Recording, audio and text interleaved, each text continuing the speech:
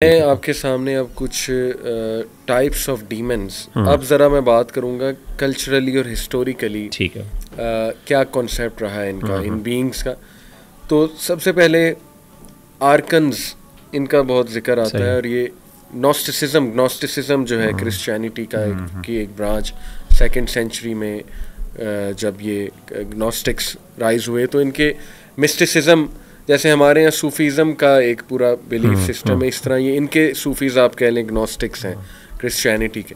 इनके यहाँ आर्कन्स का कॉन्सेप्ट है, और आर्कन्स जो हैं वो एक्स्ट्रा टेरेस्ट्रियल बीइंग्स हैं जो आए बाहर से और उन्होंने आके हाइब्रिड्स बनाना शुरू किया। और इनकी जो शक्ल है आर्कन्स की वो रेप्टिलियन शक्ल है, जैसे छिपकली की शक्ल या मगरमच्छ की टाइप शक्ल, और उनकी स्किन भी वैसी है। तो ये जो है मशहूर हैं क्रिश्चियंस में। वैसे सांप का मैं यहाँ से थोड़ा सा रिलेट करता हूँ। सांप का हमें ना सांप के रेफरेंसेस, स्नेक्स के रेफरेंसेस हमें कुरान और सुन्नत में काफ़ी मिलते हैं, शयातीन और जिन्नों के साथ। मैं अभी आपको स्नेक का ना बताता हूँ, बड़ा इंटरेस्टिंग वो है मेरे सामने। बल्कि जो इजिप्शियन माइथोलॉजी है उसमें ये स्नेक्स का बहुत जिक्र है, मैं आपके साथ जिक्र करता हूँ। अच्छा, वही आ गया जो आपने कहा, सरपेंट गॉड्स। ये फार ईस्ट और सेंट्रल अमेरिका में ज़्यादा मशहूर है सरपेंट गॉड्स। और सरपेंट गॉड जो है ये, इसमें मैं आपको इजिप्शियन कोई सो कॉल्ड गॉड्स जो उन्होंने बनाए हुए वो मैं आपके सामने रखता हूँ।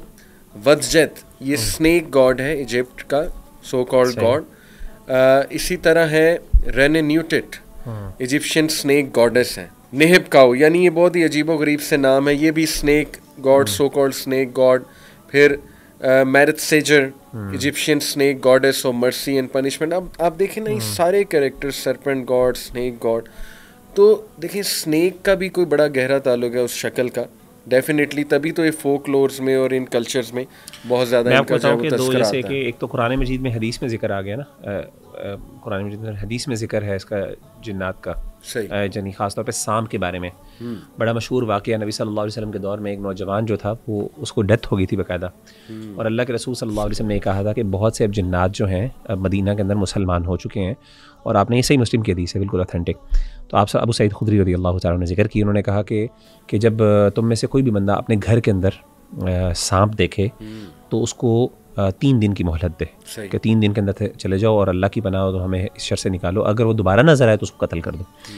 तो यानी सांप के बारे में उन्होंने वाक़या सुनाया बाकायदा अबू सईद ने, कि हमारे एक सहाबी थे, एक नौजवान सहाबी थे, तो वो ग़ज़वा खंदक के मौके पर उनकी डेथ हो गई। तो वो घर में आए, नई नई शादी हुई थी, तो अल्लाह के रसूल से इजाज़त लेके घर आ जाया करते थे रात को। अपनी बीवी के पास आए तो देखा बीवी बाहर खड़ी है दरवाजे पर। अच्छा। तो बीवी को परेशान होकर उन्होंने कहा गुस्से से कि तुम बाहर क्या कर रही हो बेपर्दगी की हालत में, बिल्कुल उन्होंने शायद दुपट्टा भी नहीं लिया हुआ था, परेशान होकर बाहर दरवाजे पर खड़ी हैं। तो उन्होंने कहा कि अंदर जाके देखें क्या है। तो अंदर गए तो कि बेड के ऊपर, बिस्तर के ऊपर वो एक सांप था। तो उन्होंने नेज़ा मारा उसको, तो ज़ख्मी कर दिया उसको, और पकड़ के बाहर लेके आए। जब बाहर लेके आए तो अभी वो मरा नहीं था, तो उसने उनको ढसा। अच्छा। और उनकी डेथ हो गई वहाँ पे। अच्छा।